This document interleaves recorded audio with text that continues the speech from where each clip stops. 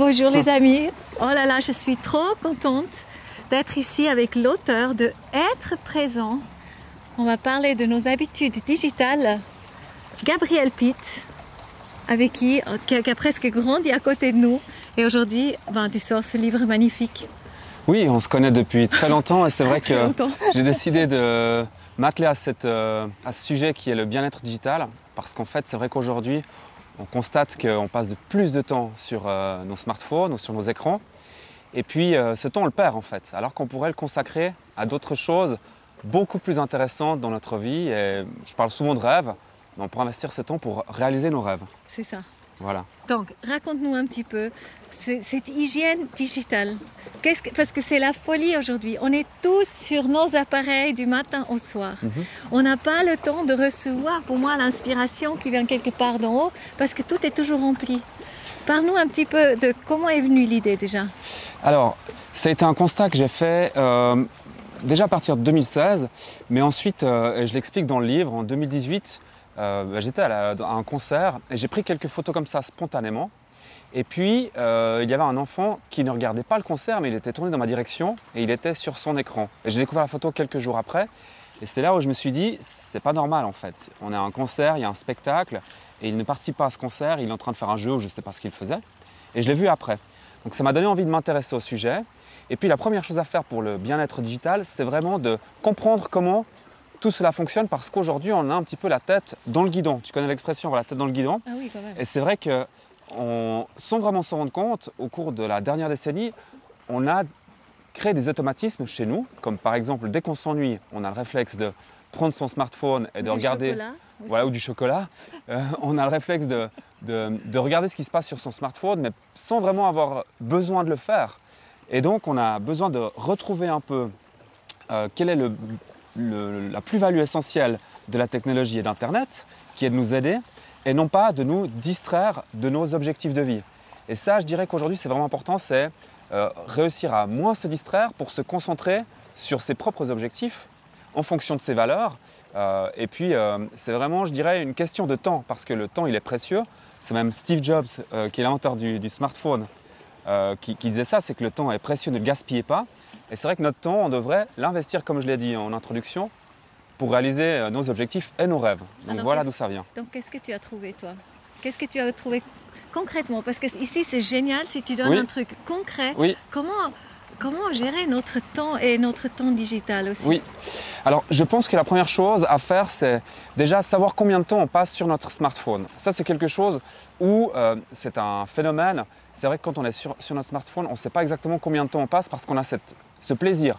On a beaucoup de plaisir à regarder les choses, on a de la distraction, c'est agréable, mais on ne se rend pas compte combien de temps on y passe. Donc la première chose, ça a l'air peut-être un petit peu bateau comme ça, mais c'est d'activer la fonction temps d'écran et de savoir où est-ce que vous en êtes. Et puis, il y a deux types d'applications. Il y a des applications qui vous aident, comme votre agenda, la météo, et qui vous apportent du bonheur, et il y en a d'autres justement qui vous amènent de la distraction. Et c'est de pouvoir limiter ce temps sur les applications qui vont plutôt consommer votre temps au lieu de vous apporter une plus-value. Et ça, je pense que c'est une des premières choses à faire, c'est vraiment comprendre combien de temps on passe sur notre smartphone. Et après, alors, il y a plein d'astuces, mais je dirais qu'aujourd'hui, on est plutôt dans l'utilisation excessive. On confond souvent l'addiction, la dépendance, on voit ça dans les médias, mais la réalité, c'est qu'on parle d'utilisation excessive qui concerne la majeure partie de la population, et non pas des addictions ou des dépendances, parce que là, vous devez consulter un médecin, un spécialiste qui peut vraiment traiter ce type de problème. Et là, dans l'utilisation excessive, la clé principale, c'est de changer ses habitudes. Parce qu'en fait, on a pris des habitudes, des réflexes, comme je le disais tout à l'heure. Un exemple, on est dans un arrêt de bus, on arrive, on s'ennuie quelques secondes, qu'est-ce qu'on fait? Hop, on prend notre téléphone et on va regarder qu'est-ce qui se passe, mais sans vraiment en avoir besoin. Et ça, c'est un réflexe, une habitude qu'on doit pouvoir corriger pour pouvoir apprécier la vie dans son ensemble, et de déconnecter en fait. Moi j'ai vécu quelque chose de très important avant qu'il y avait tout ça, avant qu'on était aussi sur les ordinateurs, etc. À chaque fois que j'allais dans le train, j'avais une question. J'étais assise en face de quelqu'un qui apportait la réponse à ma question. Donc c'était juste incroyable. Et aujourd'hui, c'est presque plus ça, parce que chacun est individuellement assis sur sa place et on Oui. n'est pas en échange avec l'autre. Tout à fait. Alors ici, il y a un point qui est très important, c'est que déjà, personne ne doit se sentir coupable ou on ne peut pas blâmer. Moi, je ne blâme pas les personnes puisque moi-même, j'avais une certaine fatigue à force d'être tout le temps connecté, donc l'hyperconnexion. Et finalement, ce n'est pas de notre faute. C'est pour ça qu'il ne faut pas avoir de sentiment de culpabilité par rapport à ça. C'est très important.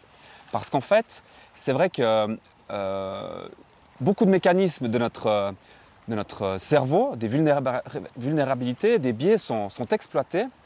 Et c'est des choses qui ont pris du temps à se mettre en place de la manière dont nous sommes aujourd'hui. Notre évolution elle a été très longue.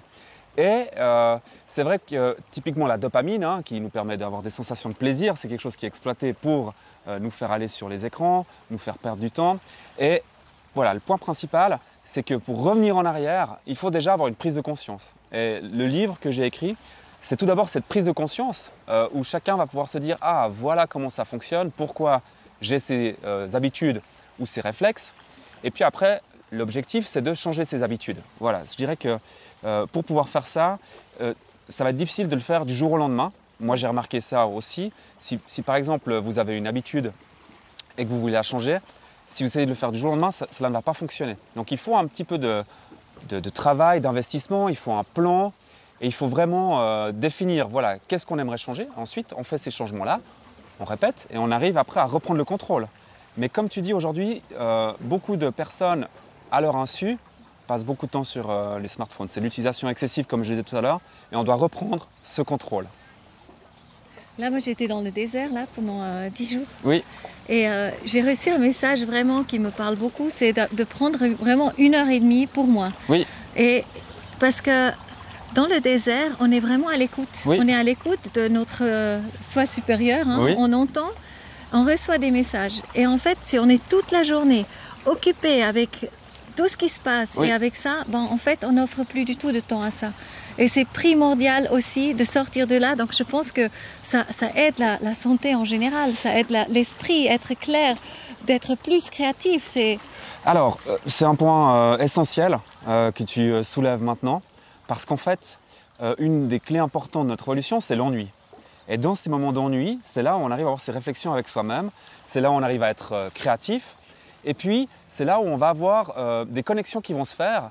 Et si vous êtes en permanence sollicité avec la technologie, mais ça peut être n'importe quoi d'autre, hein, là c'est général sur l'ennui. L'ennui est un moment crucial dans notre existence et aujourd'hui, on a perdu cette habitude de s'ennuyer. Dès qu'on s'ennuie, on doit s'occuper. Et en fait, ce qui se passe dans notre quotidien, c'est que notre cerveau est surstimulé. Parce qu'en fait, moi j'avais ça, je me levais le matin, je regardais toutes mes messageries, les informations, toutes ces choses-là. Ensuite, hop, le petit déjeuner, boum boum, travail, email, messagerie, instantanéité, les enfants, à fond les boulons tout le temps. Et je me retrouvais le soir, en fait, je vais vous donner un exemple hyper intéressant sur mon comportement. Je me retrouvais le soir, en fait, à me dire, bon, bah, je vais regarder un match de foot, par exemple, à la télé ou du sport. Et je n'arrivais plus à apprécier le sport dans son rythme. Ça veut dire qu'un match de foot, ça n'allait pas assez vite.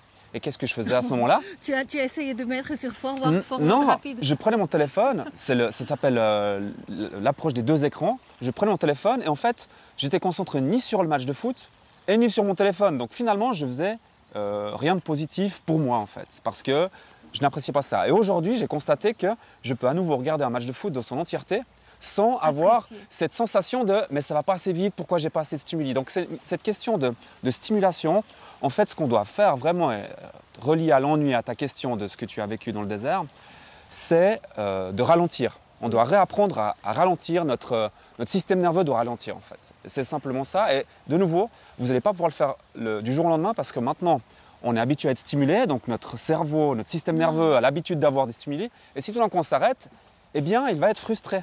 Il va se dire, mais pourquoi je n'ai pas ces stimuli que j'ai au quotidien? Donc, de nouveau, si vous voulez arrêter d'utiliser votre smartphone demain, ça va être difficile. Il va falloir le faire sur une période un petit peu plus longue, progressivement, et surtout, éviter la frustration. Parce que là, c'est là où vous allez, alors, après, passer encore plus de temps à consulter des contenus qui n'apportent pas vraiment de valeur ajoutée.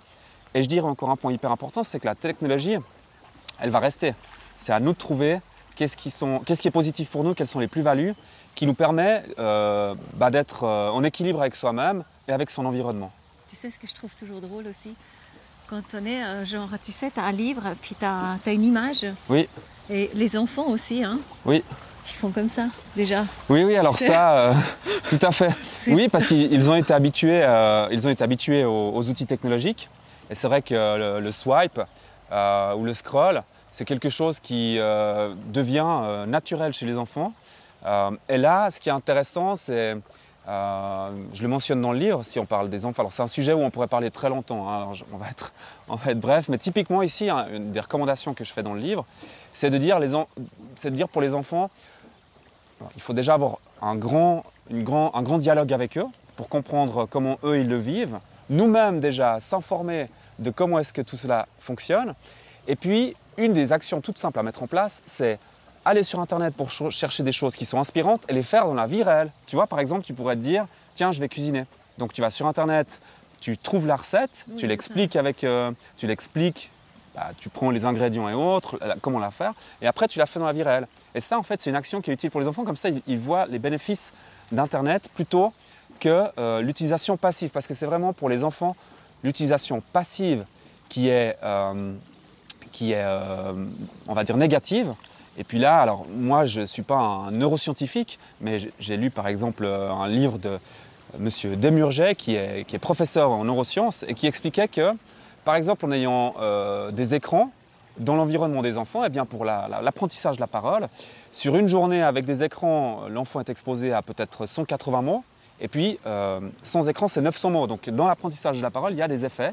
Et de nouveau, c'est ce scientifique, ce chercheur, Michel Demurger, qui mettait en exergue ces différents points dans son livre qui fait 450 pages. Je vous invite à le lire, hein, il est long. Comment ça? Mais voilà, là c'est plus simple, il y a 200 pages, c'est plus rapide et plus digeste. Dis-moi, par rapport aux enfants, à quel âge est-ce qu'on recommande, parce que je m'imagine que tu t'es vraiment renseigné Oui, aussi, à quel âge ça fait du sens qu'un enfant ait son premier smartphone ou sa première phone? Alors c'est plus compliqué que simplement le smartphone. Ici je dirais qu'il y a deux composantes. La première c'est qui éduque l'enfant par rapport à l'utilisation d'Internet, des médias et des smartphones. Donc là, il y a les parents qui jouent un grand rôle, puisque les enfants apprennent de deux manières, c'est par l'expérience et en regardant leur modèle. Donc le modèle des enfants, c'est les parents. Donc forcément, regarde les parents comment ils se comportent. Donc il y a cet aspect, on va dire, d'éducation des parents. Et puis il y a l'aspect également de l'école qui, justement, fait beaucoup d'efforts pour trouver l'équilibre, parce que c'est très difficile, vu que ça a été très très vite l'évolution, aujourd'hui on n'a pas cet équilibre-là. Donc moi je ne donnerais pas une réponse maintenant figée en disant c'est 8 ans, 6 mois, ou 12 ans, ou 15 ans. Ce que j'ai pu voir, c'est que différentes personnes recommandaient de le donner le plus tard possible, ce qui est un peu en contradiction avec ce qui se passe aujourd'hui, parce que à mon époque, c'était plutôt avec les habits, où tout d'un coup c'était cool d'avoir des marques à l'école, et puis toi tu n'avais pas la marque, alors tu disais les autres ont la marque, moi je suis moins cool, ainsi de suite. Et il y a un peu ce phénomène de pression, on va dire, sociale, parce que voilà, il y a une question parfois de sécurité, on veut savoir où est son enfant, donc on lui donne un smartphone pour pouvoir savoir où il est. Et voilà, il y a ces questions-là qui sont ouvertes, donc c'est une question très complexe. Moi personnellement je dirais essayez le plus tard possible, même si ce n'est pas dans la tendance, on va dire, générale, parce que c'est difficile après pour l'enfant aussi d'être le seul à ne pas avoir de smartphone. Alors j'ai un exemple, et ça c'est quelque chose que voilà, on essaie de faire le mieux possible. Mais je pense que l'éducation, que ce soit par les parents ou par l'école, c'est des choses qui doivent être mises en place. Mais de nouveau, ça a été tellement vite. C'est comme, je prends toujours cet exemple de la voiture, quand la voiture a été inventée, certainement au début il y a eu beaucoup d'accidents parce qu'il n'y avait pas de ceinture de sécurité, il roulait trop vite, ça ne marchait pas. En fait, après tu fais les règles, tu fais les lois, tu fais la formation, tu fais le cours de sauvetage, les samaritains, enfin ainsi de suite.